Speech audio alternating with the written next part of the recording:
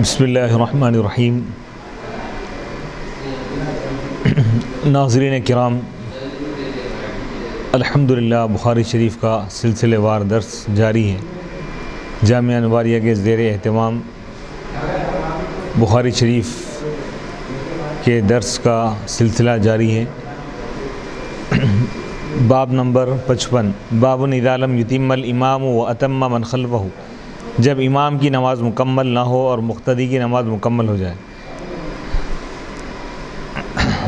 اس کی تفصیل یہ ہے کہ امام بخاری نے یہ ذکر نہیں کیا ہے کہ آیا یہ صورت درست ہے یا نہیں۔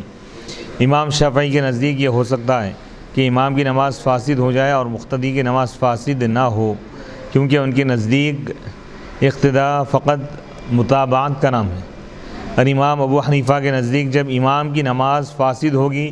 تو مقتدی کی نماز بھی فاسد ہو جائے گی۔ احناف کے پاس کیا ہے، دونوں کی نماز بالکل ایک جیسی رہیں گی، امام اور مقتدی، یعنی اگر امام کی نماز فاسد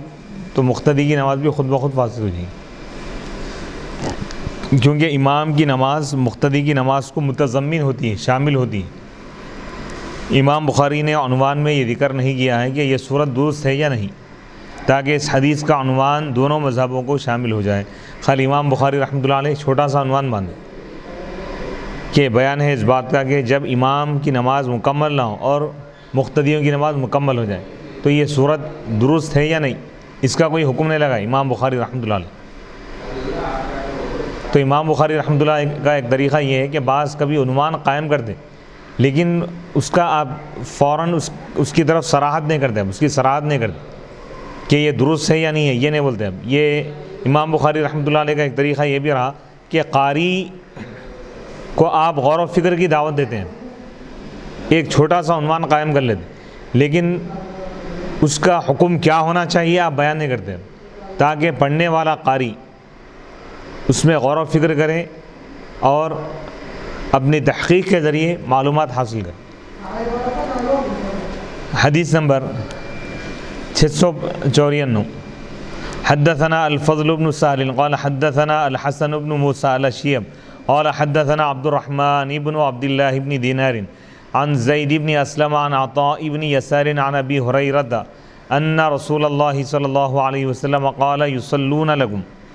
فإن أصابوا فلكم وإن أخطأوا فلكم وعليهم۔ امام بخاری رحمۃ اللہ علیہ فرماتے ہیں کہ ہمیں فضل بن سہل نے حدیث بیان کی، انہوں نے کہا کہ ہمیں حسن بن موسیٰ الاشیب نے حدیث بیان کی، انہوں نے کہا کہ ہمیں عبد الرحمن بن عبداللہ بن دینار نے حدیث بیان کی زید بن اسلم سے، وہ عطا بن یسار سے روایت کرتے ہیں، وہ حضرت ابو ہریرہ رضی اللہ تعالیٰ عنہ سے روایت کرتے ہیں کہ اللہ کے رسول علیہ الصلوۃ والسلام نے ارشاد فرمایا ائمہ تمہاری نمازیں پڑھائیں گے، اگر انہوں نے صحیح نماز پڑھائی تو اس کا ثواب تمہارے لیے ہے، اور اگر انہوں نے خطا کی تو تمہارے لیے اس کا ثواب ہے اور ان کے لیے اس کا عذاب ہے۔ یعنی مطلب نماز کی پوری ذمہ داری امام کے اوپر ہوتی۔ اس حدیث کی باب کے عنوان کے ساتھ مطابقت اس طرح ہے کہ جب امام کی نماز مکمل نہیں ہوئی اور مقتدی کی نماز مکمل ہوگی تو مقتدی پر کوئی ضرر نہیں ہوگا، ضرر کا مطلب کوئی نقصان نہیں ہوگا۔ باب مذکور کی مؤید دیگر احادیث، حضرت ابو ذر رضی اللہ تعالیٰ عنہ بیان کرتے ہیں کہ مجھ سے اللہ کے رسول علیہ الصلوۃ والسلام نے فرمایا کہ اے ابو ذر، اس وقت تمہارا کیا حال ہوگا جب تم پر ایسے حاکم ہوں گے جو نماز کو فوت کریں گے، یعنی چھوڑ دیں گے، مطلب تاخیر کر کے یا نماز کو مؤخر کریں گے۔ میں نے عرض کیا کہ یا رسول اللہ، آپ مجھے کیا حکم دیتے ہیں، ایسے وقت میں کیا کروں؟ تو آپ نے فرمایا تم نماز اپنے وقت پر پڑھنا، اور اگر تم اس نماز کو ان کے ساتھ پالو تو اس کو پڑھ لینا، وہ تمہارے لیے نفل ہو جائے گی۔ کیا مطلب؟ یعنی جو حاکم وقت، اس دور میں طریقہ یہ تھا کہ جو بھی بادشاہ ہوتا، حاکم وقت ہوتا، وہ خود نماز پڑھاتا۔ جیسے جس ایریے کا کوئی گورنر ہے، ایریے کا جو حاکم، حکومت کی طرف سے جو آدمی مقرر ہوتا، وہ ایریے کی مسجد میں انہیں نماز پڑھاتا تھا۔ جیسے آج کے دور میں MP MLA وغیرہ ہے نا، کارپوریٹر وغیرہ، گلی کوچے کے جو رہتے ہیں نا، تو ہر ایریے کے لوگوں کو مقرر حکومت کر دی تھی، حکومت کی طرف سے حکومتی عہدے پہ جو لوگ فائز ہوتے تو ان کی ذمہ داری یہ بھی ہوتی تھی کہ نماز پڑھانا، تو وہ لوگ بہت دیر سے آتے تھے۔ حضور فرمائے کہ ایک وقت ایسا آئے گا کہ جو تمہارے اوپر جو حاکم ہوں گے کہ وہ لوگ بہت تاخیر سے آ کے نماز پڑھیں گے یا نماز کو آئیں گے ہی نہیں کبھی۔ تو صحابی پوچھے کہ یا رسول اللہ اس وقت ہم کیا کریں؟ اور اس وقت حاکموں کا اور بادشاہوں کا ایسا ڈر خوف ہوتا تھا کہ کوئی دوسرا آگے بڑھ کے نماز پڑھانے کی جرات نہیں کر سکتا۔ تو صحابی پوچھے کہ یا رسول اللہ میں اس وقت کیا کروں؟ تو حضور فرمایا کہ اگر ان لوگوں کے آنے میں تاخیر ہو رہی تم نماز پڑھ لو، اپنی فرض پڑھ لو، اگر دوبارہ وہ لوگ آگے وقت کے اندر پڑھا دے تو ان کے ساتھ بھی پڑھ لو، وہ ان کے ساتھ جو پڑھو گے تم وہ نفل ہوں گی تمہاری۔ لیکن ایسا انہی نمازوں میں کر سکتے ہیں آپ، جیسے ظہر کی نماز ہے اور عشاء کی نماز میں کر سکتے، فجر میں نہیں کر سکتے۔ فجر پڑھ لیے، دوبارہ امام تاخیر سے آگے پڑھا رہے تو آپ دوبارہ فجر کے بعد کوئی نفل نہیں ہے۔ اسی طرح عصر میں نہیں کر سکتے آپ، عصر کی نماز میں کوئی نفل نہیں ہے، اور مغرب میں آپ نہیں کر سکتے کیونکہ مغرب 3 رکعت کوئی نفل نہیں ہے۔ یہ مسئلے کو ذہن میں رکھ لیجیے۔ حضرت عبادہ بن صامت رضی اللہ تعالیٰ عنہ بیان کرتے ہیں کہ اللہ کے رسول علیہ الصلوۃ والسلام نے فرمایا ان قریب میرے بعد تم پر ایسے حکمران ہوں گے جن کو نماز اپنے وقت پر پڑھنے سے کچھ چیزیں روک لیں گی، وقت پہ نماز نہیں پڑھیں گے لوگ، بس تم اپنے وقت پر نماز پڑھنا۔ ایک شخص نے کہا کہ یا رسول اللہ کیا میں ان کے ساتھ نماز پڑھوں؟ تو آپ نے فرمایا ہاں اگر تم چاہو۔ حضرت قبیصہ بن وقاص رضی اللہ تعالیٰ عنہ بیان کرتے ہیں کہ اللہ کے رسول علیہ الصلوۃ والسلام نے فرمایا میرے بعد تم پر ایسے حکمران ہوں گے جو نمازوں کو مؤخر کریں گے، یعنی تاخیر سے پڑھیں گے بہت، بس تمہارے لیے ان نمازوں کا ثواب ہوگا اور ان کے لیے ان نمازوں کا عذاب ہوگا۔ اب ان کی وجہ سے پوری قوم کی نماز میں تاخیر ہو رہی تھی تو بولیں کہ وہ امام پر اس کا گناہ ہوگا، لیکن ان کے لیے تو ثواب ہوگا عوام کے۔ تو امام بخاری یہ چیز لا کے بتانا چاہ رہے ہیں کہ کوئی بادشاہ امام کی طرف سے کچھ تاخیر ہو کے نمازوں میں کچھ خلل پیدا ہو رہا، مکروہ وقت میں نماز پڑھ رہے ہیں، تو مقتدیوں کو تو ثواب مل جائیں گے لیکن امام کو گناہ ہوگا اس کا، بولے یہ لانا چاہ رہے ہیں ہم پہ۔ اور ان کے لیے ان نمازوں کا عذاب ہوگا، بس جب تک وہ قبلے کی طرف منہ کر کے نماز پڑھیں تم ان کے ساتھ نماز پڑھتے رہو۔ تاخیر سے نماز پڑھنے والوں کی اقتداء میں نماز پڑھنے سے پہلے لوگ گھروں میں وقت پر اپنی نمازیں پڑھیں۔ کیا مطلب؟ بعض جگہ ایسے ظالم حکمران اگر مقرر ہیں کہ اگر جماعت میں نہیں آئیں گے تو بھی آپ سے دشمنی کر لیں گے، ان کے پیچھے اگر نماز نہیں پڑھیں گے تو لوگ غلط سمجھیں گے کہ بھائی ہمارے خلاف کوئی بغاوت تو نہیں کر رہا، اور وہ لوگ تاخیر مکروہ وقت میں پڑھ رہے تو جب کیا کرنا؟ تو اس میں علماء کرام فرماتے ہیں کہ صحیح وقت جو ہے نا بھائی، مستحب جو وقت ہے نا، پسندیدہ جو وقت ہے، اس میں نماز تنہائی میں اپنے طور پہ پڑھ لے فرض، بعد میں اگر وہ لوگ آ گئے تو ان کے پیچھے نفل نماز کی نیت کر کے پڑھ لے۔ جیسے کہ یہاں پر یہ ارشاد فرما رہے ہیں کہ بعد میں ان کے پیچھے آ کے پڑھ سکتے ہیں، نفل نماز ہو جائے گی، لیکن وہی ظالم حکمران، ظالم بادشاہ، ظالم گورنر، اب موجودہ زمانے میں آپ یوں سمجھیے کہ پی ایم ہے، سی ایم ہے، ایم ایل اے ہے، ایم پی ہے، کونسلر ہے، بہرحال جو بھی لیڈرز ہیں، تو یہ لوگ جو امامت کرا رہے ہیں یہ ضروری نہیں ہے کہ یہ ظہر اور عشاء ہی کی نماز پڑھیں،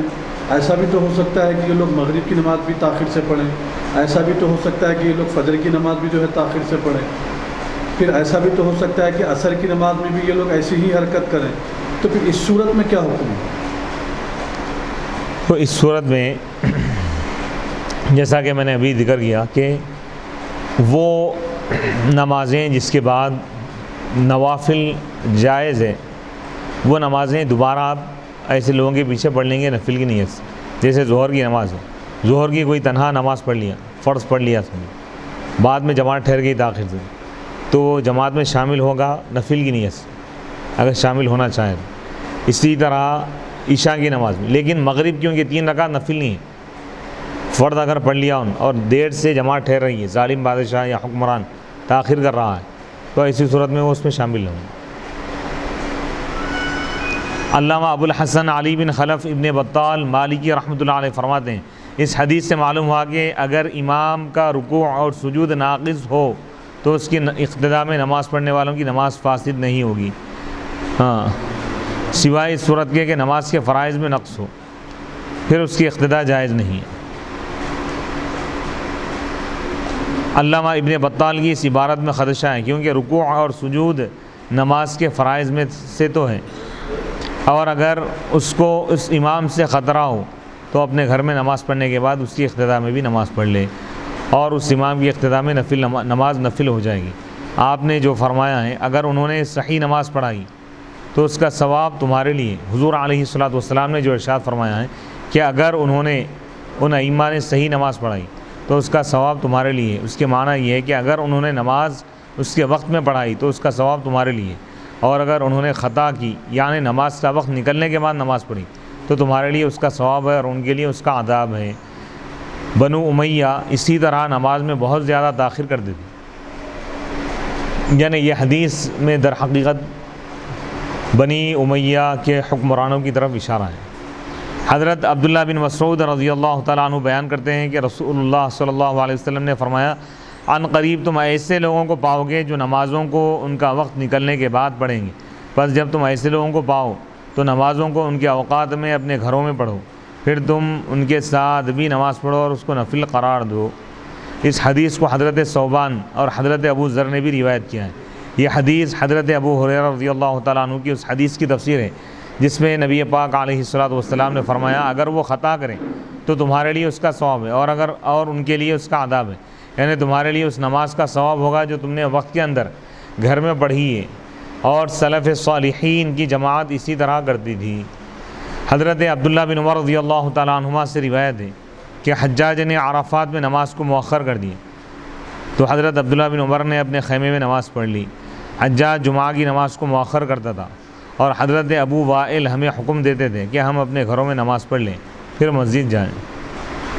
ابراہیم نخعی اپنے گھر میں نماز پڑھتے پھر جا کر حجاج کے ساتھ نماز پڑھتے،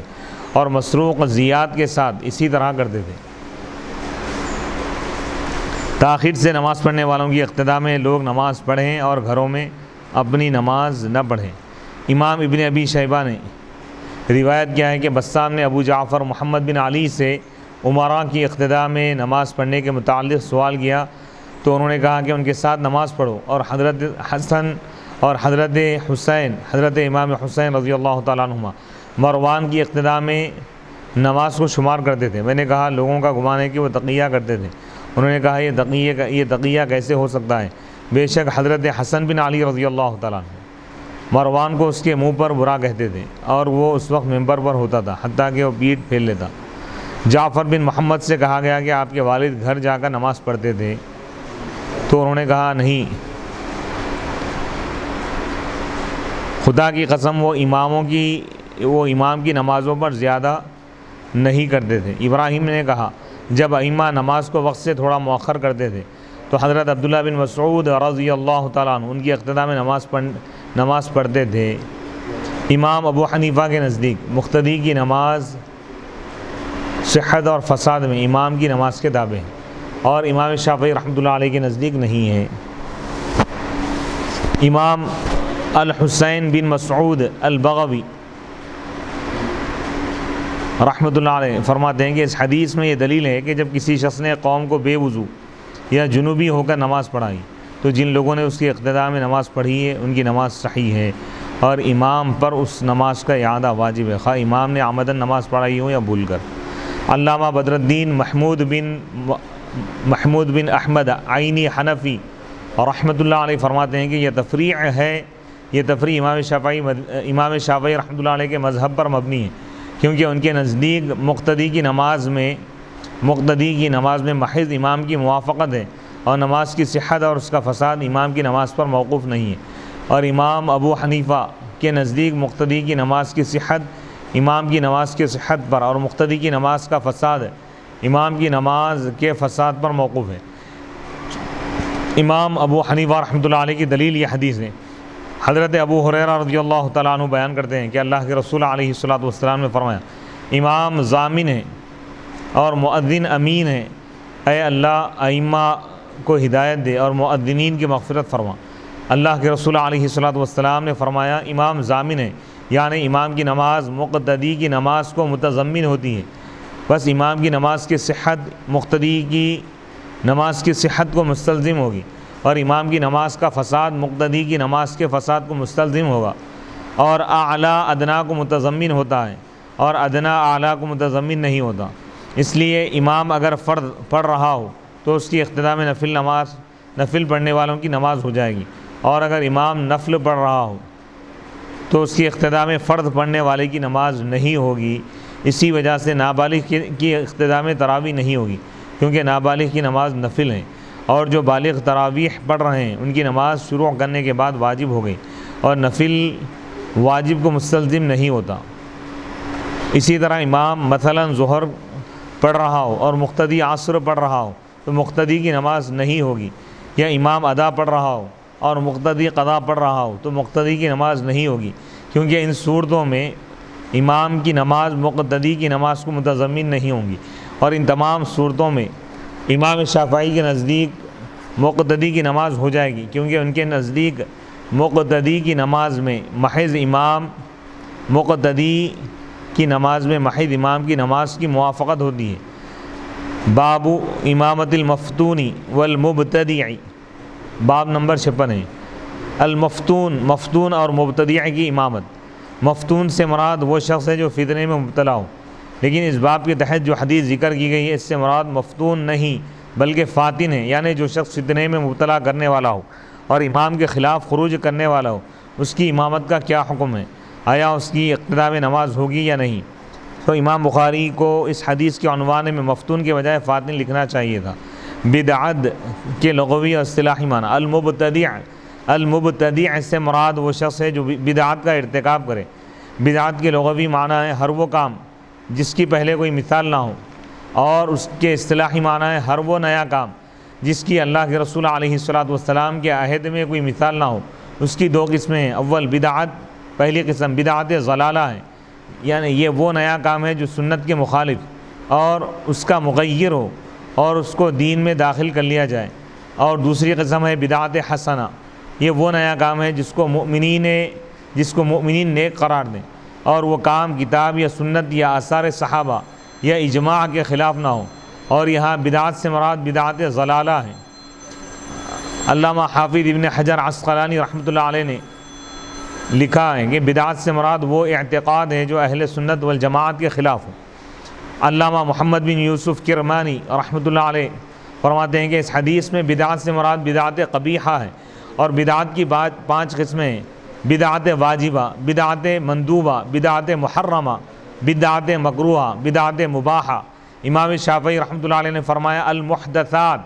نئے کاموں کی 2 قسمیں ہیں۔ ایک وہ قسم ہے جو کتاب یا سنت یا آثار صحابہ یا اجماع کے خلاف ہو، اور یہی بدعت ضلالہ ہے، اور دوسری قسم وہ ہے جو ان امور کے مخالف نہ ہو، اور یہ قسم غیر مذموم ہے۔ علامہ نور الحق محدث دہلوی رحمۃ اللہ علیہ فرماتے ہیں بدعت وہ نیا کام ہے جس کی شریعت میں اصل نہ ہو، اور وہ اللہ کے رسول علیہ السلام کے زمانے میں نہ ہو، اور اس کی 2 قسمیں ہیں: بدعت حسنہ، بدعت قبیحہ۔ اور اس جگہ بدعت سے مراد بدعت قبیحہ ہے۔ وقال الحسن صلی وعلیہ بدعتہ، حسن بصری نے کہا نماز پڑھو اور اس کی بدعت اس کے اوپر ہے۔ حسن بصری سے بدعتی کے پیچھے نماز پڑھنے کے متعلق سوال کیا گیا تو انہوں نے کہا کہ اس کی اقتداء میں نماز پڑھو اور اس کی بدعت کا گناہ اس کے اوپر ہوگا۔ اس تعلیق کی اصل سنن سعید بن منصور میں در مختار میں مذکور ہے کہ بدعتی کی اقتداء میں نماز مکروہ تنزیہی ہے، اور بدعت کی تعریف یہ ہے جو چیز رسول اللہ صلی اللہ علیہ وسلم سے معروف ہو اس کے خلاف عقیدہ رکھنا، اور یہ خلاف کسی عناد سے نہ ہو بلکہ شبہ سے ہو، اور جو ہمارے قبلے کی طرف منہ کر کے نماز پڑھے اس کی تکفیر نہیں کی جائے گی، حتیٰ کہ خوارج کی بھی نہیں، کیونکہ ان کی بدعت تعویل اور شبہ سے، اور جو چیز ضروریات دین سے ہو اس کا انکار کفر ہے۔ جیسے کوئی کہے اللہ تعالیٰ کا جسم ہے اور حضرت ابوبکر صدیق رضی اللہ تعالیٰ عنہ کی صحابیت کا انکار کرے، سو اس کی اقتداء میں نماز پڑھنا اصلاً صحیح نہیں ہے۔ یعنی کوئی اللہ کا جسم اگر مانے تو وہ کافر ہے، بدعتی ہے۔ علامہ محمد امین بن عمر بن عبدالعزیز ابن عابدین حنفی دمشقی رحمۃ اللہ علیہ فرماتے ہیں بدعت کی 5 قسمیں: بدعت واجبہ، جیسے گمراہ فرقوں کا رد کرنا اور کتاب و سنت کو سمجھنے کے علم نحو کو پڑھنا۔ دوسری قسم ہے بدعت مستحبہ، جیسے سرائے اور دینی مدارس کا قیام اور ہر وہ نیک کام جو عہد رسالت اور عہد صحابہ میں نہیں تھا۔ تیسری قسم بدعت مباحہ، جیسے عمدہ پوشاک پہننا اور لذیذ کھانا۔ چوتھی قسم ہے بدعت مکروہہ، جیسے مساجد کو مزین کرنا۔ پانچویں قسم ہے بدعت محرمہ یا ضلالہ، یہ وہ نیا کام ہے جو رسول اللہ صلی اللہ علیہ وسلم کے طریقے کے خلاف اور اس کا مغیر ہو اور اس کی بنیاد کسی شبہے پر ہو اور اس کو دین قویم اور صراط مستقیم بنا لیا جائے۔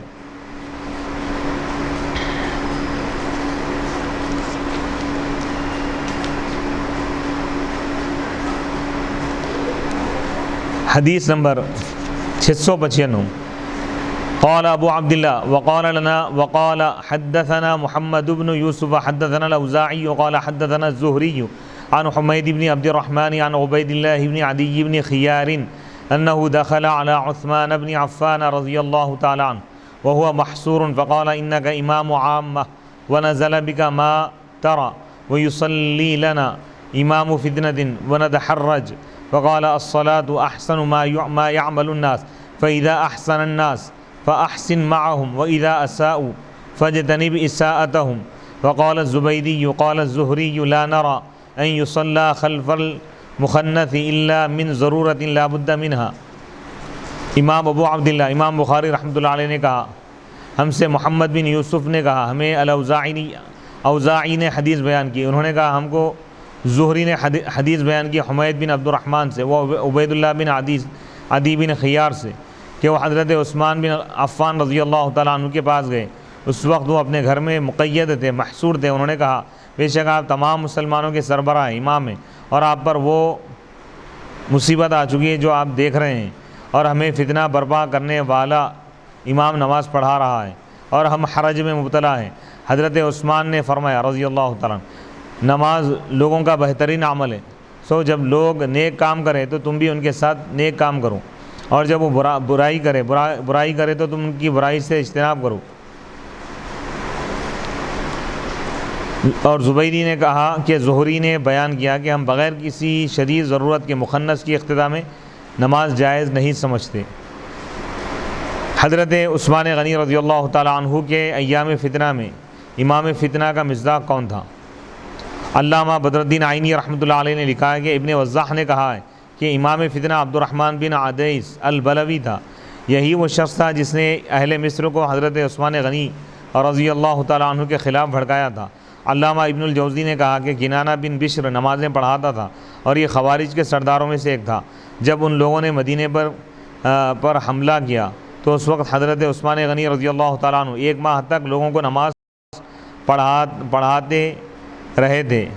پھر جب وہ ایک دن نماز پڑھانے کے لیے نکلے تو انہوں نے آپ پر کنکر مارے، حتیٰ کہ آپ ممبر پر گر پڑے اور اس دن آپ نماز نہ پڑھا سکے۔ پھر اس دن حضرت ابو امامہ سہل بن حنیف رضی اللہ تعالیٰ عنہ نے نماز پڑھائی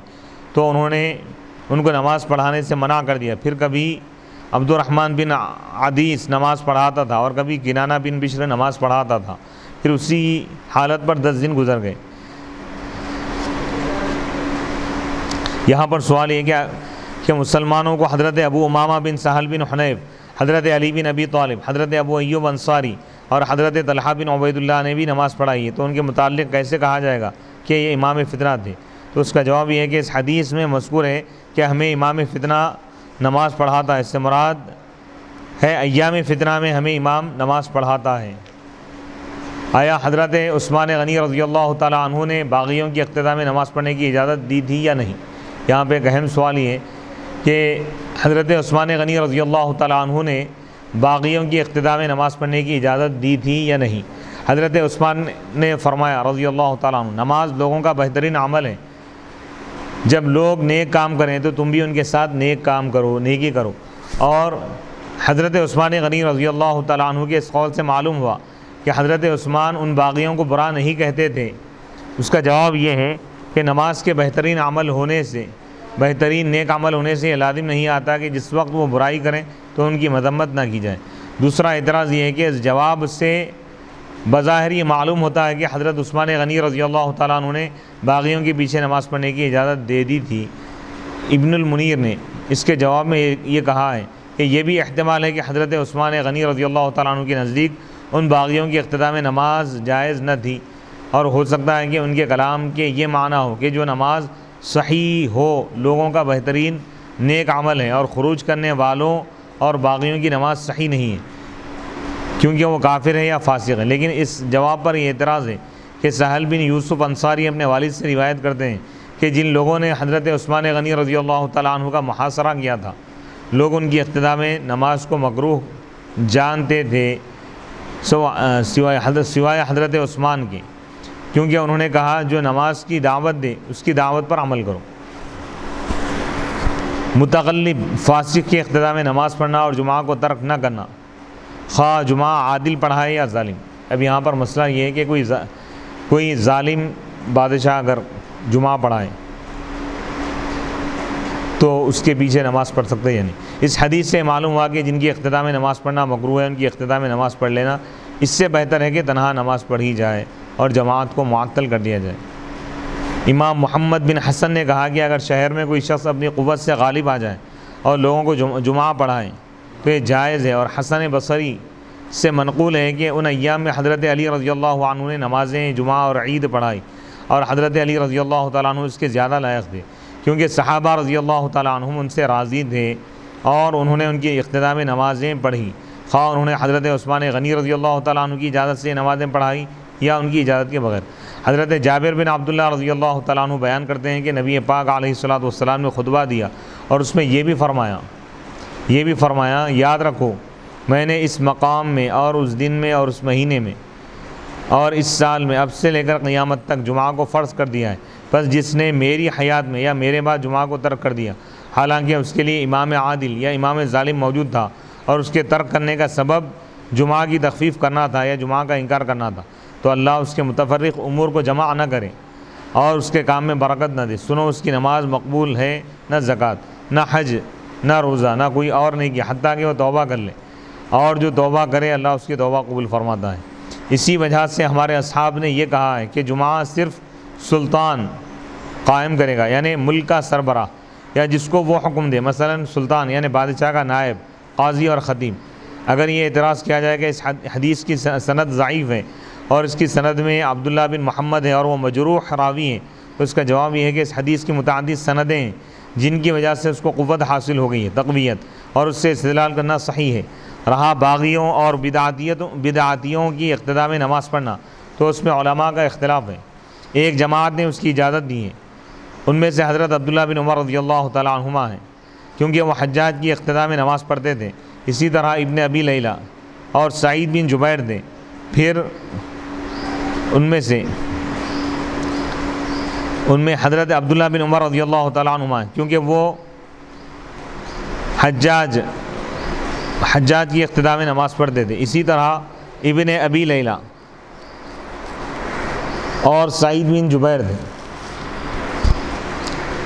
حضرت عثمان غنی رضی اللہ تعالیٰ عنہ کے ایام فتنے میں نماز پڑھانے والے، یعنی یہاں پہ سوال یہ ہے کہ حضرت عثمان غنی رضی اللہ تعالیٰ عنہ کے گھر کا جب محاصرہ کیا گیا، جب اس وقت فتنے برپا ہوئے، تو اس وقت نماز پڑھانے والے کون تھے؟ عبید اللہ بن عدی بن خیار نے کہا ہمیں امام فتنہ نماز پڑھا رہے ہیں، اس کی تشریح میں دو قول ہیں۔ ابن وضاح نے کہا امام فتنہ عبد الرحمن بن عدیس بلوی، جس نے اہل مصر کو حضرت عثمان غنی رضی اللہ تعالیٰ عنہ کے خلاف بغاوت پر اکسایا تھا۔ دوسرا قول ابو جعفر داؤدی کا ہے، انہوں نے کہا ایام فتنہ میں کوئی باغی نماز نہیں پڑھاتا تھا کیونکہ حضرت عثمان غنی رضی اللہ تعالیٰ عنہ نے کہا نماز لوگوں کا بہترین عمل ہے، بس جب لوگ نیک عمل کریں، نیک کام کریں تو تم بھی ان کے ساتھ نیک کام کرو۔ اس کی تائید اس سے ہوتی ہے کہ جب حضرت عثمان غنی رضی اللہ تعالیٰ عنہ محصور تھے تو کبار صحابہ نے اجلہ صحابہ نے نمازیں پڑھائی، ان میں حضرت ابو ایوب انصاری، حضرت سہل بن حنیف اور ان کے بیٹے حضرت ابو امامہ رضی اللہ تعالیٰ عنہم تھے۔ ہشام بن عروہ اپنے والد سے روایت کرتے ہیں کہ جمعہ کے دن حضرت سہل بن حنیف رضی اللہ تعالیٰ عنہ نے نماز پڑھائی۔ عقبہ بن مسلم مزنی بیان کرتے ہیں کہ آخری بار حضرت عثمان غنی رضی اللہ تعالیٰ عنہ جمعہ کے دن نکلے، انہوں نے سرخ حلہ پہنے ہوئے تھے، جوڑا پہنے ہوئے تھے، ان کے سر اور داڑھی پر زرد رنگ کا خضاب لگا ہوا تھا۔ جب حضرت عثمان غنی رضی اللہ تعالیٰ عنہ منبر تک پہنچے تو لوگوں نے ان کو کنکر مارنے شروع کر دیے۔ پھر حضرت عثمان غنی رضی اللہ تعالیٰ عنہ نماز نہ پڑھا سکے اور لوگوں کو حضرت ابو امامہ بن سہل بن حنیف نے نماز پڑھائی۔ نافع بیان کرتے ہیں کہ عید الاضحیٰ کے دن حضرت علی رضی اللہ تعالیٰ عنہ آئے اور انہوں نے لوگوں کو نماز پڑھائی۔ اس وقت حضرت عثمان غنی رضی اللہ تعالیٰ عنہ محصور تھے۔ حضرت عثمان سے روایت ہے رضی اللہ تعالیٰ عنہ، انہوں نے اس رات خواب میں نبی اکرم صلی اللہ علیہ وسلم کی زیارت کی۔ آپ نے حضرت عثمان سے فرمایا، اللہ نے تمہیں یہ قمیص پہنائی ہے، اگر لوگ تم سے یہ ارادہ کریں کہ تم اس قمیص کو اتار دو تو تم اس کو مت اتارنا۔ آپ کی اس سے مراد خلافت تھی، اور نبی اکرم صلی اللہ علیہ وسلم نے یہ خبر دی تھی کہ حضرت عثمان غنی رضی اللہ تعالیٰ عنہ اس بلوا کی مصیبت میں شہید ہوں گے، اس لیے وہ خلافت سے سبکدوش نہیں ہوئے اور انہوں نے اپنے نفس پر شدت برداشت کی تاکہ انہیں شہادت اور عظیم اجر حاصل ہو۔ ابو جعفر داؤدی نے کہا کہ جب محاصرہ طویل ہو گیا تو ایک مدت تک حضرت ابو ایوب انصاری رضی اللہ تعالیٰ عنہ نماز پڑھاتے رہے۔ پھر حضرت ابو ایوب انصاری رضی اللہ تعالیٰ عنہ رک گئے اور حضرت ابو امامہ بن سہل بن حنیف نماز پڑھاتے رہے۔ پھر حضرت علی بن ابی طالب رضی اللہ تعالیٰ عنہ نے عید الاضحیٰ کی نماز پڑھائی، کیونکہ جمعہ اور عید کی نماز وہی پڑھا سکتے ہیں جو ائمہ میں سے ہو اور امامت کے زیادہ مستحق ہو۔ تو حضرت علی رضی اللہ تعالیٰ عنہ نے یہ اس لیے کیا کہ رسول اللہ صلی اللہ علیہ وسلم کے شہر میں آپ کی سنت ضائع نہ ہو۔ مخنث کی اقتداء میں نماز اس وقت جائز ہے جب وہ برسر اقتدار ہو۔ فساق، فجار اور باغیوں کی اقتداء میں نماز پڑھنے کے متعلق احادیث و آثار۔ حضرت ابو ہریرہ رضی اللہ تعالیٰ عنہ بیان کرتے ہیں کہ رسول اللہ صلی اللہ علیہ وسلم نے فرمایا، ہر مسلمان کی اقتداء میں تم پر فرض نماز پڑھنا واجب ہے، خواہ وہ نیک ہو یا بدکار ہو، خواہ وہ گناہ کبیرہ کرتا ہو۔ امام احمد بن حسین البیہقی رحمۃ اللہ علیہ اپنی سند کے ساتھ روایت کرتے ہیں، نافع بیان کرتے ہیں کہ حضرت عبداللہ بن عمر رضی اللہ تعالیٰ عنہما مینا میں حضرت عبداللہ بن زبیر اور حجاج کی لڑائی سے الگ رہے، اور حجاج مینا میں نماز پڑھاتا تھا اور حضرت عبداللہ بن عمر رضی اللہ تعالیٰ عنہما حجاج کے پیچھے نماز پڑھتے تھے۔ جعفر بن محمد اپنے والد سے روایت کرتے ہیں کہ حضرت امام حسن اور حضرت امام حسین رضی اللہ تعالیٰ عنہما مروان کی اقتداء میں نماز پڑھتے تھے۔ کسی نے پوچھا، وہ گھر جا کر نماز کو دہراتے نہیں تھے؟ انہوں نے کہا، نہیں، اللہ کی قسم وہ ائمہ کی نماز پر اضافہ نہیں کرتے تھے۔ عبد الکریم بیان کرتے ہیں کہ میں نے نبی پاک علیہ الصلوۃ والسلام کے 10 صحابہ کو دیکھا، وہ سب ظالم حکام کی اقتداء میں نماز پڑھتے تھے۔ تو ان احادیث سے معلوم ہوا کہ فاسق و فاجر امام کے پیچھے بھی نماز پڑھنا جائز ہے۔ فساق اور اہل بدعات کی اقتداء میں نماز پڑھنے کے متعلق فقہائے مالکیہ کا موقف۔ علامہ ابو الحسن علی بن خلف بن بطال المالکی القرطبی رحمۃ اللہ علیہ فرماتے ہیں کہ باغیوں اور اہل بدعات کی اقتداء میں نماز پڑھنے کے متعلق فقہا کا اختلاف ہے۔ ایک جماعت کا یہ موقف ہے کہ ان کی اقتداء میں نماز جائز ہے۔ حضرت عبداللہ بن عمر رضی اللہ تعالیٰ عنہما سے روایت ہے کہ انہوں نے حجاج کی اقتداء میں نماز پڑھی، اور ابن ابی لیلہ نے بھی حجاج کی اقتداء میں نماز پڑھی۔ سعید بن جبیر نے بھی اس کی اقتداء میں نماز پڑھی۔ ابراہیم نخعی نے کہا، عمرا کے جو بھی عقائد لوگ ان کی اقتداء میں نماز پڑھتے تھے، اور ابو وائل مختار کی اقتداء میں جمعہ پڑھتے تھے۔ اشہب نے امام مالک سے روایت کیا ہے کہ میں عباضیہ اور واصلیہ کی اقتداء میں نماز کو پسند نہیں کرتا۔ ابن نافع نے امام مالک سے روایت کیا ہے کہ اگر مسجد کا امام قدری منکر تقدیر ہو تو اس میں کوئی حرج نہیں ہے کہ وہ دوسرے امام کی اقتداء میں نماز پڑھے۔ ابن القاسم مالکی نے کہا کہ امام مالک سے اہل بدعات کی اقتداء میں پڑھی ہوئی نماز کو دہرانے کے متعلق سوال کیا گیا تو انہوں نے توقف کیا اور کوئی جواب نہیں دیا۔ فساق اور اہل بدعات کی اقتداء میں نماز پڑھنے کے متعلق فقہائے شافعیہ کا موقف، توقف کیا یعنی کچھ جواب نہیں دیا اس کے متعلق، خاموش رہے۔ فساق یعنی فاسق و فاجر گنہگار لوگوں کے پیچھے نماز پڑھ سکتے ہیں یا نہیں، اس کے متعلق فقہائے شافعیہ، اور اہل بدعات جو بدعاتی لوگ ہیں ان کے پیچھے نماز پڑھ سکتے ہیں یا نہیں، اس کے بارے میں فقہائے شافعیہ کا موقف کیا ہے اس کو بیان کیا جا رہا ہے۔ اس حدیث سے معلوم ہوا، حافظ علامہ ابن حجر عسقلانی رحمۃ اللہ علیہ فرماتے ہیں کہ اس حدیث سے معلوم ہوا کہ جن کی اقتداء میں نماز پڑھنا مکروہ ہے، تنہا نماز پڑھنے کی بنسبت ان کی اقتداء میں نماز پڑھنا اولا ہے۔ یعنی جو برے ہیں، فاسق و فاجر لوگ ہیں، ان کی اقتداء میں نماز پڑھنا بہتر ہے تنہا نماز پڑھنے سے۔ کہیں جماعت کا تعطل نہ ہو تو بہتر یہ ہے کہ مجبوری کی صورت، تعطل یعنی جماعت بالکل چھوٹ جا رہی ہے، کسی مقام پہ ظالم، جابر، فاسق اور فاجر ہی مسلط ہے، آپ اس کو ہٹا نہیں سکتے، کچھ نہیں کر سکتے، تو آپ کب تک تنہا نماز پڑھیں گے؟ جماعت کب تک چھوڑیں گے آپ؟ لہٰذا تنہا نماز پڑھنے سے بہتر ہے کہ ان کے پیچھے نماز پڑھ لیں، اور اگر وہ جو بھی گناہ کریں گا اس کا وبال اسی امام پر ہوگا، نماز پڑھنے والے کی نماز تو ہو جائے گی۔ علامہ یحییٰ بن شرف نووی شافعی رحمۃ اللہ علیہ فرماتے ہیں ہمارے اصحاب نے کہا ہے کہ فاسق کی اقتداء میں نماز صحیح ہے، حرام نہیں ہے، لیکن وہ مکروہ ہے۔ اسی طرح اس بدعتی کی اقتداء مکروہ ہے جس کی بدعت کی وجہ سے اس کی تکفیر نہیں کی جاتی۔ امام شافعی نے یہ تصریح کی ہے کہ فاسق اور بدعتی کی اقتداء میں نماز مکروہ ہے، اور اگر پڑھ لی تو صحیح ہے، اگر کوئی پڑھ لے تو صحیح ہے۔ فساق اور اہل بدعات کی اقتداء میں نماز پڑھنے کے متعلق فقہائے حنابلہ کا موقف، علامہ موسیٰ بن احمد الحنبلی رحمۃ اللہ علیہ فرماتے ہیں فاسق مثلا شرابی یا زانی اور بدعتی مثلا خارجی یا رافضی کی اقتداء میں نماز جائز نہیں ہے۔ شرابی یہ تو معلوم ہے، زانی یہ بھی آپ کو معلوم ہے، بدعتی کیا ہے؟ مثال کے طور پہ جو اہل سنت الجماعت کے عقائد کے خلاف ہو اس کو بدعتی بولیں، جیسے خارجی ہیں جو اہل بیت کا مخالف ہو، ان سے بغض رکھتا اس کو خارجی بولیں، تو اس کی اقتداء میں نماز جائز نہیں ہے۔ اسی طرح رافضی جو صحابہ سے دشمنی رکھتا ہو، صحابہ کو برا بھلا کہتا ہو، تو اس کی اقتداء میں بھی نماز جائز نہیں ہے۔ حضرت یہ کس کے پاس ہے؟ حنابلہ کے بعد۔ حضرت جابر رضی اللہ تعالیٰ عنہ بیان کرتے ہیں کہ اللہ کے رسول علیہ الصلوۃ والسلام نے فرمایا کوئی عورت مرد کی امامت نہ کرے، عورت امام نہیں بن سکتی، عورت کی بھی امامت نہیں کر سکتی۔ دو مسئلے ہیں بھائی، عورت امام بنے اور پیچھے مقتدیوں میں مرد آدمی ہو تب بھی ان کی نماز صحیح نہیں، عورت امام ہو پیچھے پورے مقتدیاں بھی اگر عورتیں ہیں تو ان کی نماز بھی صحیح نہیں، کیونکہ عورت کو امامت کا منصب نہیں دیا گیا۔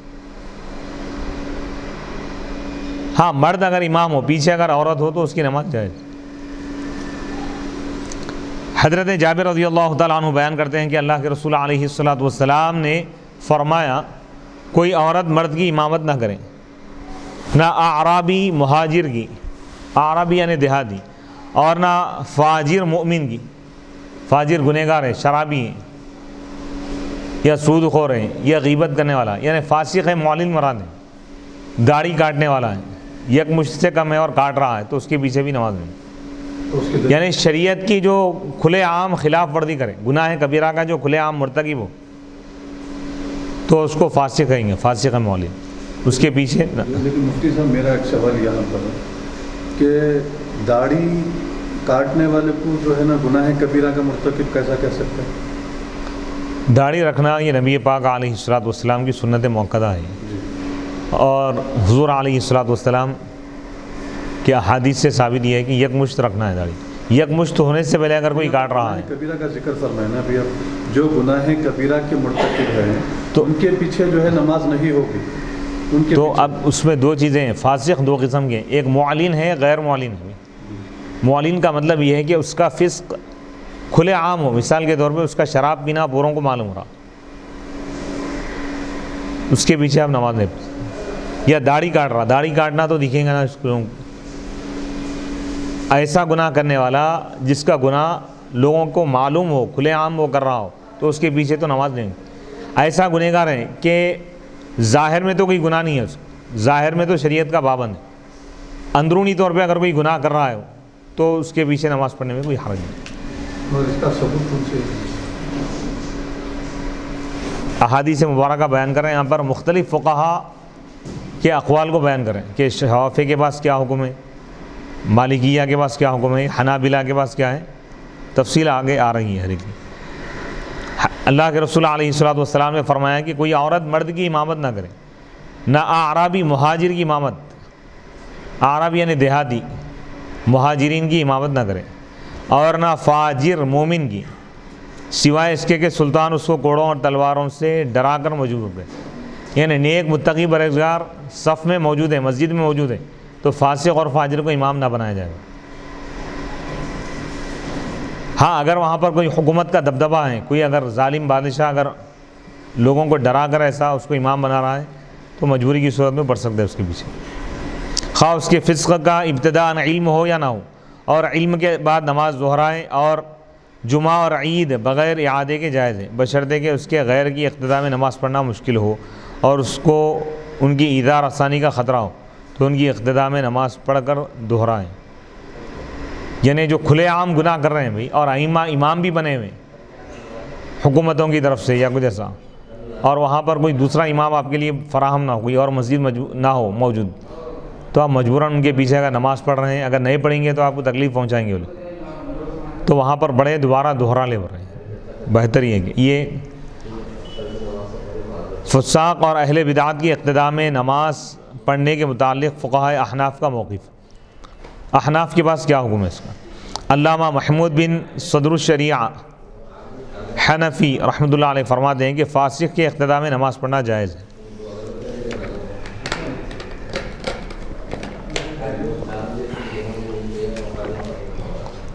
علامہ محمود بن صدر الشریعہ حنفی رحمۃ اللہ علیہ فرماتے ہیں کہ فاسق کی اقتداء میں نماز پڑھنا جائز ہے، کیونکہ نبی پاک علیہ الصلوۃ والسلام نے فرمایا ہر نیک اور بد کے پیچھے نماز پڑھو۔ یہ حنفی مسلک، حنفی مسلک یہ ہے کہ پڑھ سکتے ہیں۔ تو پھر حنفی مسلک کے اعتبار سے اگر کوئی جو ہے داڑھی منڈا ہے، یا کسی کی داڑھی اگر ایک مچھ سے کم ہے، یا اگر کوئی شرابی ہے، زانی ہے، قاتل ہے، چور ہے، فاسق ہے، فاجر ہے، تب بھی حنفی مسلک میں اس کے پیچھے نماز ہوگی اس حدیث مبارکہ کی روشنی میں؟ یہ میرا سوال ہے آپ سے۔ اب یہاں پر ایک چیز ذہن میں رکھیے کہ وہ چیزیں جو نماز کی درستگی کے لیے جو شرط ہے اس کا پایا جانا اس پر ضروری ہے۔ جیسے مثال کے طور پر داڑھی ہے، داڑھی کا ہونا یہ تو شرط ہے، ضروری ہے نماز پڑھانے کے لیے امام کا، یہ ظاہری شرائط اس کے اندر موجود ہے، لیکن اس کے علاوہ دیگر گناہ اس کے اندر پائے جا رہے ہیں، دوسرے گناہوں کی وجہ سے اس کی نماز خراب نہیں ہوگی، متاثر نہیں ہوگی، یہ بتانا چاہتا ہوں۔ نفس صلاۃ، نماز کی درستگی کے لیے جو شرائط ہے وہ شرائط ہی اس کے اندر موجود نہیں ہے تو نماز نہیں ہوگی اس کے پیچھے۔ مگر یہ حدیث کی روشنی سے یہ حدیث کی تشریح میں علماء یہی فرما رہے ہیں کہ نماز کی جو شرائط ہے وہ پورے ہونا اس۔ جیسے مثال کے طور پر بھائی نماز پڑھنے والا ہے لیکن دوسری چیزوں کے گناہ اس کے اندر موجود ہے، جیسے غیبت بھی کر رہا ہوں، چغل خوری کر رہا، یا سود خوری کر رہا، یا کوئی اور گناہ میں ملوث ہے، رشتہ داروں سے قطع تعلق کر رہا، ماں باپ کا نافرمان، نماز ہوگی نہیں ہوگی؟ نماز تو ہو جائیں گی، نماز کی شرائط اگر اس کے اندر پائے جا رہے ہیں۔ تو اسی طرح نماز کی درستگی کے جو شرائط ہیں وہ تو ہونا ضروری ہے امام کے لیے۔ اور یہ جو فسق و فجور جو کہہ رہے ہیں بھئی وہ گنہگار ہے کا مطلب یہ کہ یعنی نماز کے شرائط تو پورے کر رہا ہے، وہ نماز کے شرائط اس کے اندر موجود ہیں، نماز کے علاوہ دیگر چیزوں میں وہ گنہگار ہے، دیگر معاملات میں بھی، تو ایسے شخص کے پیچھے نماز پڑھ سکتے یا نہیں پڑھ سکتے؟ امام ہے لیکن غیبت وغیرہ کر رہا ہے لوگوں کی، تو غیبت کرنا یہ گناہ ہے، لیکن اس کی وجہ سے یہ لازم نہیں آتا کہ اس کے پیچھے نماز درست نہ ہو، نماز تو اس کی ہو جائیں گی، اس کے پیچھے اگر کوئی پڑھے تو وہ بھی ہو جائیں گی۔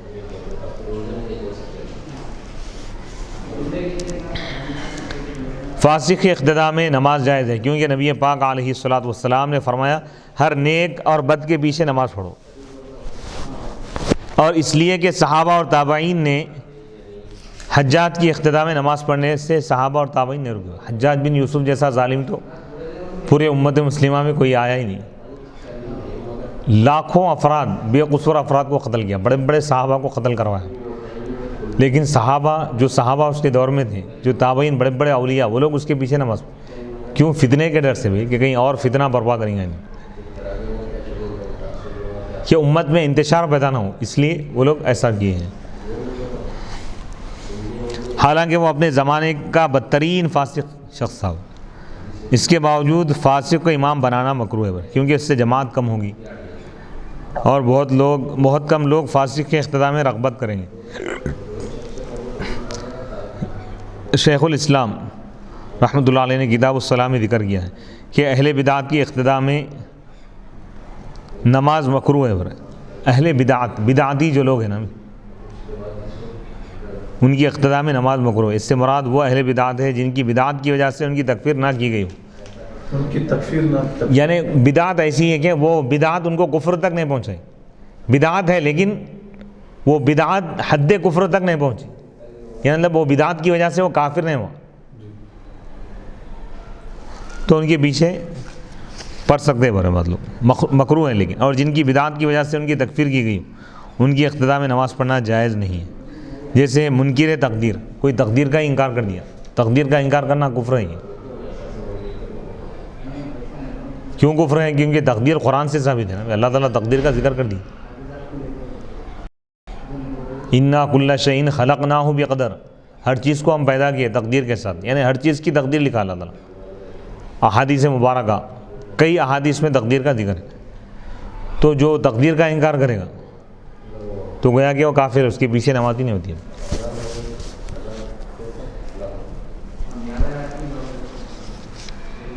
اور غالی رافضی، شیعہ میں جو غالی ہے 100 جگہ،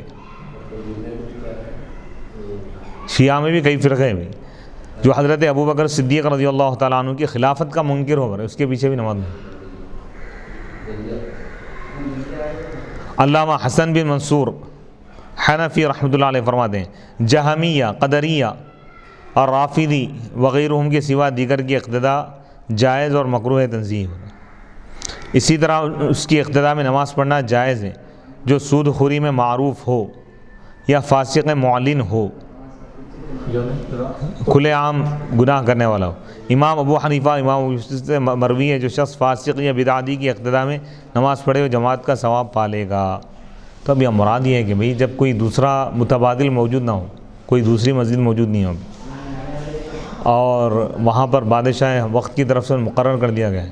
اور جماعت کے چھوڑنے پر فتنے کا خوف ہے، تو جب وہ کریں گے، جب دوسرا آدمی موجود ہے، دوسری مسجدیں اگر موجود ہے تو وہاں جا کے نماز پڑھیں۔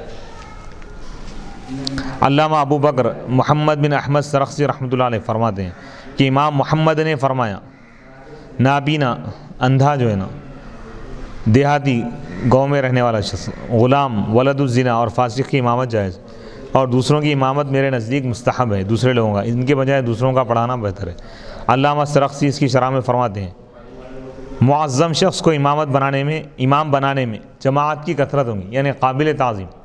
نیک آدمی کو، اچھے ذی اثر آدمی کو آپ امام بنائیں گے تو زیادہ لوگ آئیں گے، اس کے تقوی کی وجہ سے لوگ متوجہ ہوں، اس لیے وہ اولا ہے۔ اور جب یہ ثابت ہو گیا تو ہم یہ کہتے ہیں کہ فاسق کو امامت کے لیے مقدم کرنا ہمارے نزدیک جائز ہے اور مکروہ ہے۔ ہماری دلیل یہ ہے کہ احادیث ہے، ہماری دلیل یہ احادیث ہے، ہر امام کی اقتداء میں نماز واجب ہے، خواہ وہ نیک ہو یا بد ہو۔ اور صحابہ اور تابعین حجاج کی اقتداء میں جمعہ اور دیگر نمازیں پڑھتے تھے، اور وہ اپنے زمانے کا بدترین فاسق تھا، حتیٰ کہ حسن بصری نے کہا اگر ہر امت اپنے تمام خبیثوں کو لائے اور ہم صرف حجاج کو لائیں تو ہم غالب رہیں گے۔ حسن بصری رحمۃ اللہ علیہ جو اس کے دور میں تھے، حجاج بن یوسف، مولا کائنات کے خلیفہ ہے، آپ فرما رہے ہیں کہ ہر امت میں جتنے بڑے بڑے گنہگار تھے وہ لوگ اپنے اپنے گنہگاروں کو لے کے آ کے اللہ کی بارگاہ میں پیش کریں گے، میدان میں لائیں، اور اگر ہم صرف اس امت میں سے صرف اگر حجاج کو لائیں گے تو ہم غالب رہیں گے۔ اتنا ظالم تھا، اتنا ظالم، صالحین کو قتل کرا، سب سے بڑی بدبختی کی بات یہ ہے صالحین سے کئی صحابہ کرام، ہاں، صحابہ تابعین میں بھی جو بڑے بڑے، جو اس کی بات نہیں مانتا اس کو وہ قتل کرایا تھا۔ اللہ اللہ اللہ، آپ دیکھیے۔ علامہ محمد بن امین عمر بن عبدالعزیز شامی رحمۃ اللہ علیہ فرماتے ہیں فاسق وغیرہ کی اقتداء میں نماز پڑھنا تنہا نماز پڑھنے سے بہتر ہے۔ کون فرما رہے ہیں؟ یہ علامہ محمد امین بن عمر بن عبدالعزیز الشامی رحمۃ اللہ علیہ فرماتے ہیں کہ فاسق وغیرہ کی اقتداء میں نماز پڑھنا تنہا نماز پڑھنے سے بہتر ہے، یعنی ان چیزوں کو عذر بنا کے نماز نہیں چھوڑ سکتے، جیسا بعض لوگ بولتے ہیں بھائی وہاں پہ امام صحیح نہیں ہوئی، بھئی امام صحیح ہو یا نہ ہو، تمہاری نیت کے حساب سے اللہ تم کو ثواب دیں گے۔ احادیث سے یہی ثابت ہو رہا ہے۔ حدیث نمبر 696 حدثنا محمد بن ابان قال حدثنا غندر عن شعبة عن ابی التیاح انه سمع انس بن مالک قال النبی صلی اللہ علیہ وسلم لابی ذر اسمع واطع ولو لحبشی کأن رأسه زبیبہ۔ امام بخاری رحمۃ اللہ علیہ فرماتے ہیں کہ ہمیں محمد بن ابان نے حدیث بیان کی، انہوں نے کہا کہ ہمیں غندر نے حدیث بیان کی شعبہ سے، وہ ابو التیاح سے، انہوں نے حضرت انس بن مالک رضی اللہ تعالیٰ عنہ سے سنا، انہوں نے بیان کیا کہ نبی پاک علیہ الصلوۃ نے حضرت ابو ذر غفاری رضی اللہ تعالیٰ عنہ سے فرمایا کہ تم سنو اور اطاعت کرو، خواہ حبشی کے لیے ہو جس کا سر انگور کے مثل ہو، یعنی حبشی غلام ہی تم پر مسلط کیوں نہ کیا جائے، تم اس کی بات سنو، کیونکہ فتنہ برپا ہوں گے، اختلافات ہوں گے، قتل و غارت گری ہوں گے۔ تو حضور دیکھیے حکمت کی تعلیم دے رہے ہیں امت مسلمہ، فساد اور بگاڑ کے دور میں حکومتوں سے ہم نہ ٹکرائیں۔ بسم اللہ الرحمن الرحیم۔ باب نمبر 57 باب یقوم عن یمین الامام بحذائه سواء اذا كان اثنین، جب دو نمازی ہو تو مقتدی امام کی دائیں جانب کھڑا ہو۔ امام بخاری رحمۃ اللہ علیہ، اب یہاں پہ یہ بات بتائی جا رہی ہے کہ امام کے ساتھ اگر ایک ہی آدمی ہو تو وہ کہاں ٹھہرے؟ امام کے دائیں جانب ٹھہرے۔ کیسا ٹھہرے؟ امام کا جہاں پر، یعنی امام کی جہاں ایڑی ہے، مقتدی کے پیر کی انگلیاں وہاں پر ہو، یعنی امام کا پیر جہاں پہ ختم ہو رہا ہے وہاں پہ اس کے پیر کی انگلیاں ہوں مقتدی کی۔ حدیث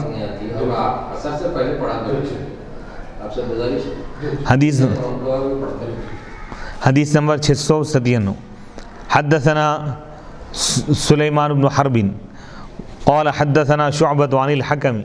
قال سمعت سعید بن جبیر عن ابن عباس رضی اللہ تعالیٰ عنہما قال بت في بيت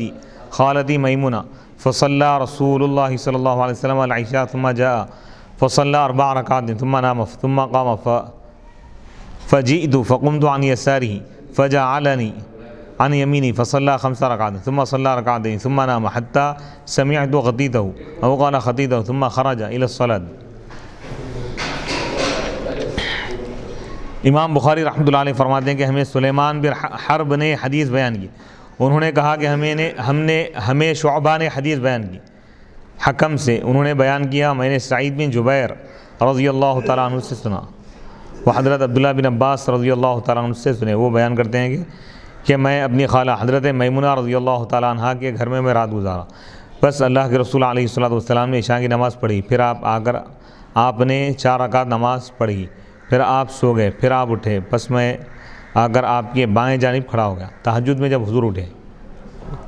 حضور نماز پڑھ رہے ہیں تو حضرت عبداللہ بن عباس حضور کے بائیں جانب آ کے ٹھہر گئے، حضور اکیلے، تو فجعلنی، بس میں آ کر آپ کی بائیں جانب کھڑا ہو گیا، آپ نے مجھے اپنی دائیں جانب کر دیا، تو حضور ان کو ہاتھ سے سیدھے جانب آپ ٹھہرا کر دی۔ تو امام کے سیدھے جانب ٹھہرنا، اگر مقتدی اگر ایک اور امام سے تھوڑا پیچھے ٹھہرنا ہے، کہاں پہ؟ جہاں پہ امام کا پنجہ، یعنی جہاں امام کی ایڑی ہے وہاں پہ مقتدی کے پیر کی انگلیاں شروع ہوں گے۔ یہ خاص طور پہ ذہن میں رکھیے۔ آپ نے مجھے دائیں جانب کر دیا، پھر آپ نے 5 رکعت نماز پڑھی، پھر آپ 2 رکعت نماز پڑھی، پھر آپ سو گئے، حتیٰ کہ میں نے آپ کے خراٹے سنے، پھر آپ نماز کی طرف چلے گئے۔ تہجد کی نماز تھی ہم نے۔ وصلی اللہ تعالیٰ علی خیر خلقہ سیدنا محمد وعلی آلہ واصحابہ وبارک وسلم اجمعین والحمد للہ۔